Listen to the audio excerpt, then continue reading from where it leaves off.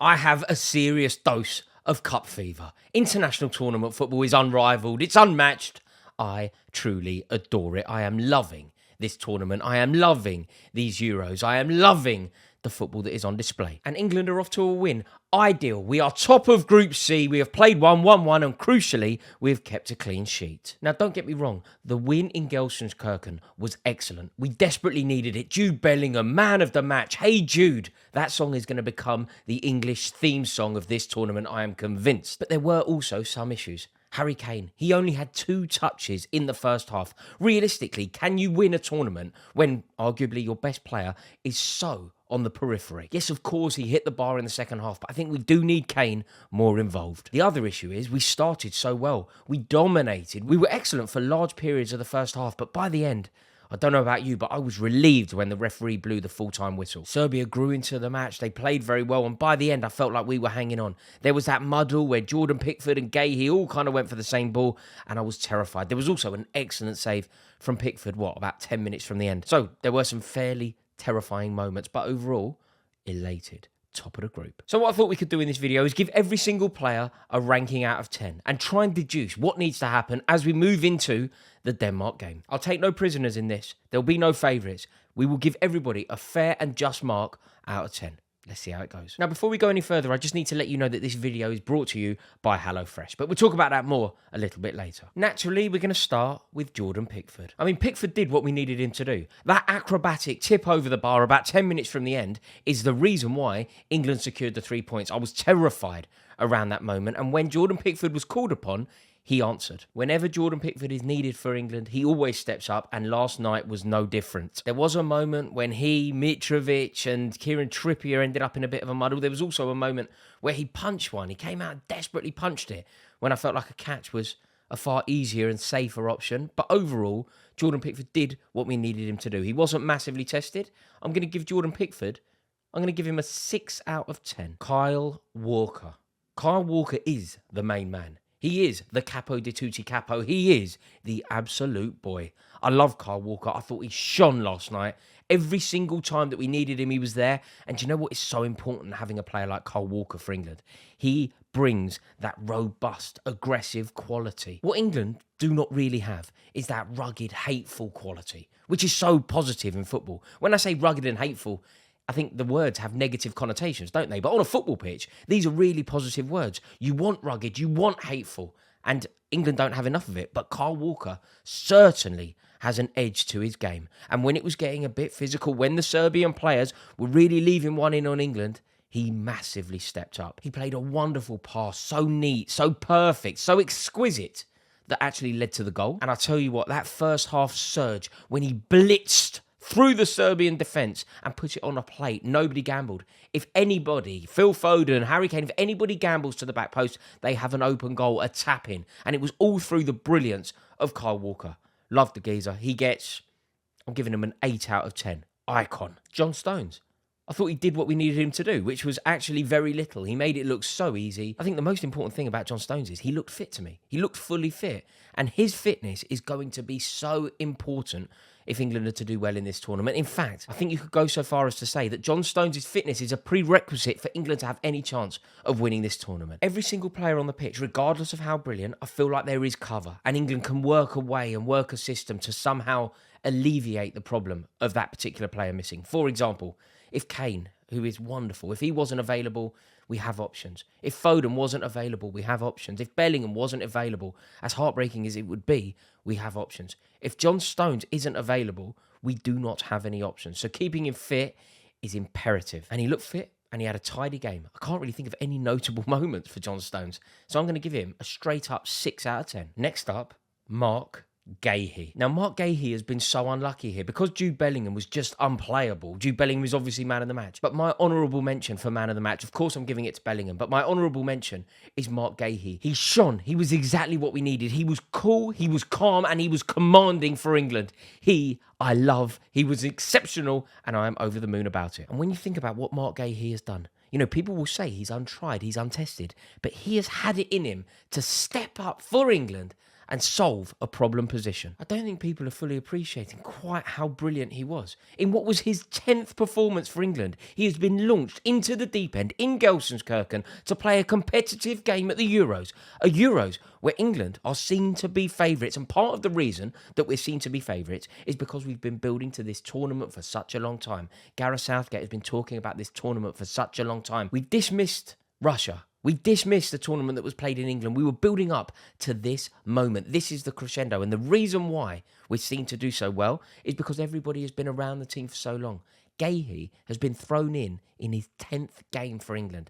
And look at the performance. That has to be Marc Guehi's biggest moment of his entire life. There can't be many, if any, moments as big as that. And he absolutely smashed it. He was assured, he was commanding, he was effective, he was aggressive, and he defended on the front foot. And let's remember who he was up against. That Vlahovic is meant to be the boy. That Vlahovic cost Juventus 80 million quid, and he didn't get a sniff because of the brilliance of Marc Guehi. What a geezer! And he was brilliant for England in two ways. When we were on top, when we were imposing ourselves on the game, when we were dominating on the front foot, he was part of the reason why we could do that, because of the control and the assured nature of the way that he defends. His ball distribution, he's so comfortable on the ball. That allows us to be on the front foot. But equally, when it was going wrong, when we were on the back foot, when we were feeling the pressure, he was a lion, a gladiator, and an absolute geezer. Mitrovic fancies it with Guehi, thinks he can intimidate him. Shut up, wallop. But there's no doubt that he benefited from having somebody as composed as John Stones around him. There's no doubt that he benefited from having someone as brilliant as Declan Rice in front of him. And there's no doubt that Jordan Pickford behind would have been a comforting presence. But Marc Guehi deserves a mention for man of the match. I really am so impressed with Guehi. I'm giving him a 9 out of 10. Kieran Trippier, I mean, he did the job, didn't he? He did the job that we needed him to do. I don't think he played particularly well. I don't think he's a particularly good player anymore. I think he is actually the weak link of this England side. And I think playing him at left when he hasn't had a good season, at right when he is a natural right, is going to be a problem. But fair play to him. He's a square peg in a round hole who did a job for England. However, it's an area of vulnerability and I'm worried. If you think about how preoccupied we were attacking down the right, it's because we're so vulnerable over on the left. We have nothing to offer over that side. It just doesn't work at the moment. So that is our Achilles heel, and I think that needs to be a priority for Gareth Southgate to fix. It's not Kieran Trippier's fault. He's not a left-back. He's doing a service, and I'm pleased and honoured that he's doing it. I just don't think he can do it particularly well. Kieran Trippier gets a 5 out of 10. Right, I am terribly sorry to interrupt this video, but as I mentioned at the start, this video is brought to you by HelloFresh. Trust me, don't skip this. What I'm about to tell you will definitely help you out, and I can say that because I genuinely use HelloFresh. It is so good.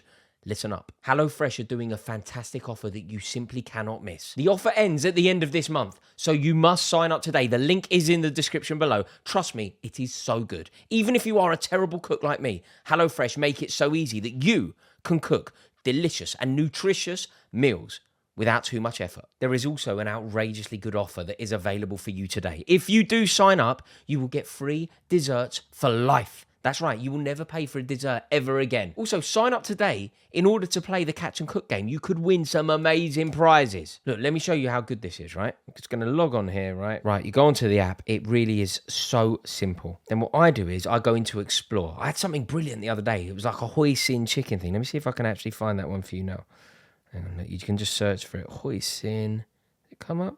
Hoisin chicken, there we go, with roast potatoes and tender stem broccoli. Now that is the move. And look, it only takes 40 minutes in total to cook it. They provide everything for you. They make it all so easy. It just lands on your doorstep like a dream parcel that you can then easily cook. You can actually wine and dine someone, a little bit of romance, or just have a lovely night in on your own. Whack on a Guy Ritchie film or something. That's my favourite. The hoisin chicken breast tray bake. Oh la la. That is a dream. But say you're not in the mood for that. Say that one doesn't appeal to you. Say you're in the mood for, what do you like? Beef? Beef dishes?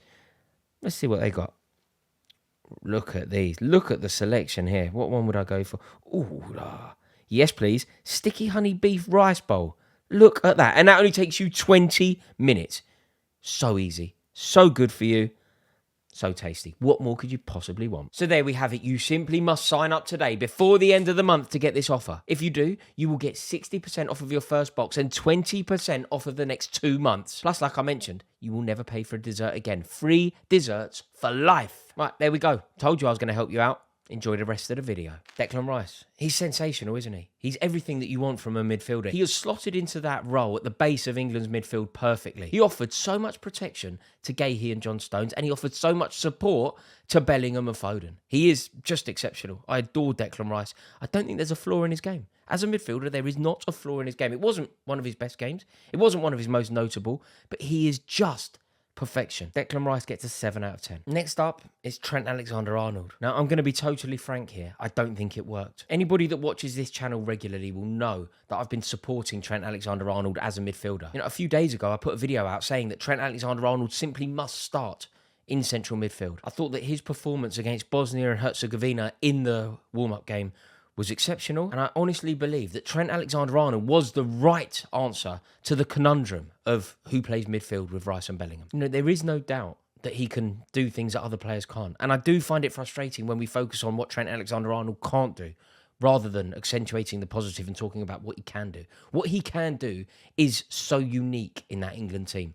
And I do think there is a place for Trent Alexander-Arnold in the side and certainly in the squad. But Serbia's biggest chance came through a Trent Alexander-Arnold mistake. And I just don't believe that in international tournament football there is room for somebody like Trent Alexander-Arnold in midfield. There were some really loose moments early on, wasn't there? And look, overall, he didn't do badly. He played quite well. I just see this as an area that we need to improve upon. And with players like Kobe Mainoo and Conor Gallagher as options for Gareth Southgate, I feel like the balance of the midfield could be better with one of those two selected, particularly as the opposition intensifies. So with Alexander-Arnold, we know that we get the creativity, we know that we get the passing range, but does he have the awareness to be the perfect midfielder? Like that heavy touch, facing his own goal, and suddenly Mitrovic is through on goal. That could have easily been 1-1. And I'm just not sure. I'm just not sure that Trent Alexander-Arnold is the answer to that. So Trent Alexander-Arnold, I'm going to give a 5. God, that feels harsh. Should it be? 5. Next up is Bukayo Saka, who I thought shone. Serbia's left side had the worst possible night that they could possibly have, all because of the brilliance of Bukayo Saka. The way that Bukayo Saka commands that side, the link up with Kyle Walker, it is just exceptional. Look at the persistence, the way that he forced that cross in for Jude Bellingham to get the opener. He quietened down a bit in the second half, but the damage was done. He was so brilliant, so penetrating, so direct in that first half, and still probing in the second. I think Bukayo Saka is a gift. Wonderful footballer, a wonderful night for him, a wonderful match, and a crucial assist. Without Bukayo Saka destroying their left-hand side, the game could have been a very different story. Bukayo Saka is an integral part as to why England won that game. Bukayo Saka gets an 8 out of 10. Next up, it's Hey Jude. Hey Jude. He really did take that sad song and he made it better. What a performance. Jude Bellingham. He made that first half his own. He made Euro 2024 his own. He made Serbia his own. He made Gelsenkirchen his own. I swear to you, I cannot think of a more dominating performance from a central midfielder. People older than me will tell me about Brian Robson when he played for England. I can vaguely remember Paul Gascoigne, Paul Ince putting in massive performances for England, but not like this. That was as commanding as it gets. He was everything to everyone. He was England's personality. He was England's gladiator. He was England's warrior. He was England's goal scorer. He was England's punch bag. He absorbed the fouls dished out by the Serbia team. He gave a bit back. The edge, the snide, the aggression, the venom. We need that. It's so Real Madrid. And if he can instill a little bit of Real Madrid culture into this England team, who knows? Like the Serbia manager, that Dragan Stojkovic, he even said that his team were preoccupied with stopping Jude Bellingham, but it's impossible. Like my only worry with regard to Jude Bellingham is that we're over-reliant on him. We're hoping that he's going to carry us to Berlin, but I actually think he can do it. Jude Bellingham gets a 10 out of 10. Phil Foden. I mean, I don't really know what to do. Does Gareth Southgate need to have a real radical rethink about how to deal with Phil Foden, how to get the best out of Phil Foden? Because at the moment, it feels like we're shoehorning him in. Phil Foden needs to play 10, but he can't play 10 because Jude Bellingham is a better player than him. Therefore, we're shoehorning him in on the left because he doesn't really belong on the left. Because on the left, arguably Anthony Gordon is a better player on the left than him. So we're therefore making it work, and I'm not sure I like the idea of square pegs in round holes, particularly when we already have a square peg in a round hole on that side, in the form of Kieran Trippier, a right-back playing left-back. We've then got a central midfielder playing left wing. This left side is problematic. And Gareth Southgate really needs to get this right. I think he needs to be daring. I think he needs to be bold. And I think he needs to be ruthless. And to be totally frank, I can't believe I'm saying these words, I think he needs to drop Phil Foden. Everything England did skewed to the right. Everything good that England did skewed to the right. Our entire emphasis was down the right because of Saka. Nothing happened down the left, did it? Literally nothing happened down the left. Think about the torrid time that Serbia had defending their left flank. Their right side was comfortable. And in our best moments, when things were really going well for England, what happened? Phil Foden was a spectator. Feels harsh, but Phil Foden gets a 4 out of 10. And I think if there are any changes ahead of the Denmark game, Anthony Gordon needs to go on that side. Balance. Balance is key, and Gordon brings that. Lastly, it's Harry Kane. Is that the quietest Harry Kane has ever been in an England shirt? Like, Harry Kane is arguably England's best player, and he had 2 touches in the first half. That's really troubling. Can you win a tournament when your best player is on the ball twice in 45 minutes? Like, people have constantly wanted Harry Kane to be a fox in the box, to adopt a Franny Jeffers approach to centre-forward play. But do we need Harry Kane doing what we know he can do best, which is basically get him surrounded by pace, dictating the tempo of the game, and spraying rapid, well-executed passes into the path of penetrating swift attackers? Think of his link-up play over the years with Raheem Sterling, with Marcus Rashford. When there were 15 minutes left, 20 minutes left, I honestly think that England would have looked better had we substituted Harry Kane and brought on Ollie Watkins. You know, I know that Kane nearly scored after that. I know that he wonderfully got his head on something and was so unlucky not to score when he hit the bar. And that is why Kane is elite, and I guess that is why Gareth Southgate chose to leave him on. But something you would never say about Kane. Kane, almost regardless of whether he scores or not, can be man of the match. Whereas this version of Kane, if he isn't scoring, is he doing enough? You know, in his post-match interview, he said that the role that was devised for him was specific to that game. So the way that he played was specific to playing against Serbia. So it's fair to assume that there'll be tweaks as we move further forward throughout the tournament, and maybe Harry Kane will be deployed in his more usual role. But in this specific game, I don't think he played particularly well. Look, of course he contributed. Of course he did. A massive defensive header, hitting the bar. Harry Kane is always going to have an impact, but when he is as good as we know he is it enough? Therefore, I'm going to give Harry Kane gets a 6 out of 10. And then in terms of the substitutes, we'll start with Conor Gallagher. Conor Gallagher came on at a point where England felt like we were wobbling. In the most fearful moment of the game, Gareth Southgate turned to Conor Gallagher. And I think that Conor Gallagher came on and helped to steady the ship a touch. His energy, his enthusiasm, and the amount of tackles that Conor Gallagher puts in will see him feature massively for England in this tournament. Whenever England have our backs against the wall, Conor Gallagher will be the option that Gareth Southgate goes to. I think Conor Gallagher deserves a 6 out of 10. Jarrod Bowen. Now, I was surprised to see Gareth Southgate turn to Jarrod Bowen as the option, but I was very impressed with Bowen's contribution. I like Bowen. He's so good for a goal and he's so direct. I think he's an excellent player. And whilst I was surprised to see Southgate go for him, it really did work. He nearly created a goal with his second touch of the game. In terms of impact, huge. Also, he came on for Bukayo Saka. So huge shoes to fill. Very impressed with Jarrod Bowen. Jarrod Bowen gets a 7 out of 10. And of course, Kobbie Mainoo came on. It's lovely to see him play because I think he's going to have a huge part to play in this tournament. He only played for about 5 minutes, so I don't really feel it's fair to score him. I feel like the move was made partly to give Jude Bellingham a standing ovation and partly to just bring a little bit more control, take the sting out of the game. But I can't really judge Kobbie Mainoo. I think he's an excellent player and I look forward to seeing him feature more in this tournament. So there we have it. They're my England ratings. Let me know what you think of my assessment in the comments below. Really interested to see what you have to say. And if you've enjoyed this video, please do me a favour and click subscribe. See you in a bit.